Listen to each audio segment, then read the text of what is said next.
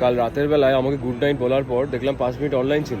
কার সাথে কথা বলছিলে? কি ভাবো আমি বুঝি না? চমু ভাবো তুমি আমাকে? কার সাথে কথা বলছিলে সেটা বলো, কারোর সাথে না। আচ্ছা ঠিক আছে, স্ক্রিনশট পাঠাও তো আমাকে।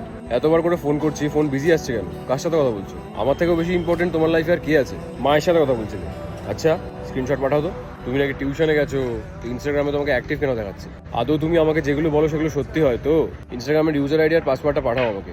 হ্যাঁ হ্যাঁ বলো ভাবি। স্বর্ণালীর সাথে বেরোচ্ছ? কোথায় যাচ্ছ? শপিং?